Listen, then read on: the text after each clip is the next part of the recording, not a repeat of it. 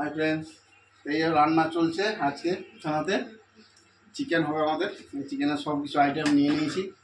আমি কেমন হবে জানি না, সুমন্তকে সঙ্গে নিয়েছি। সুমন্ত এবার দেখি করে দেবে কী হবে জানি না। তো সঙ্গে থাকো, দেখো কী হচ্ছে। প্রথমে এই তেল দিয়ে দিলাম, সঙ্গে থেকো কিন্তু সবাই। আর কমেন্ট করে জানিও ঠিকঠাক হচ্ছে না, আমি কিছু জানি না ভাই।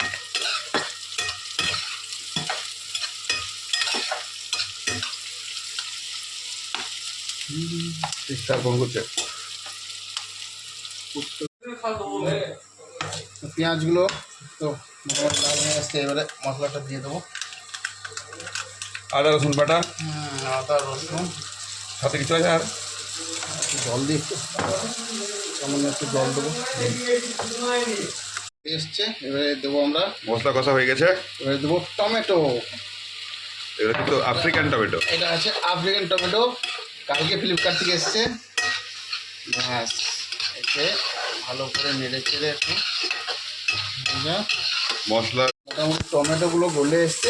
এবারে আমরা দেবো এতে গরম মশলা আছে, ধনে আছে, জিরে গুঁড়ো আছে, সব আছে মিক্সটা। এই পেস্টটা আমরা এবারে দিয়ে দেবো। ব্যাস, এবারে নাড়বো একটু করে। এবার একটু ডিম হয়ে যায়, এবার দিয়ে দেবো হলুদ। 2 চামচ দিলে হবে নাকি? বাস বাস বাস।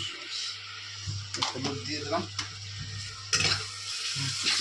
মোটামুটি মশলাটা ভালোভাবে কষা হয়ে গেছে, তেল ছাড়ছে মোটামুটি। এবারে আমরা কাঁচা মাংস দিয়ে দিই, তাই তো নাকি? ঠিক আছে, এবার মাংসগুলো আমরা দিয়ে দেবো, পিসগুলো। ঠিক আছে, এবার মাংসটা দিয়ে দিয়েছি। কষা হয়ে এসছে, এইবার আমরা মশলা ভালো করে মেখে নিয়েছি। এবার আমরা একটু ঢেকে দেবো। হ্যাঁ, ঢেকে দিয়ে মাংসের জলটা যেন বেরিয়ে যায় ঠিকঠাকভাবে। 10 মিনিটের জন্য মোটামুটি ঢেকে দিচ্ছি। মোটামুটি এবার আমরা একটু চিকেন কারি মশলা দিয়ে দিই। চিকেনটা দিয়ে একটু নিয়ে দেবো।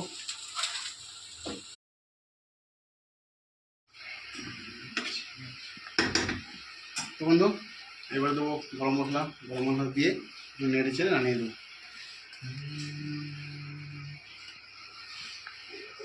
একটু বন্ধুরা হয়ে গেল মোটামুটি রান্না কমপ্লিট। এবার একটু কমেন্ট করে জানাও কেমন হয়েছে। ওকে, বাই।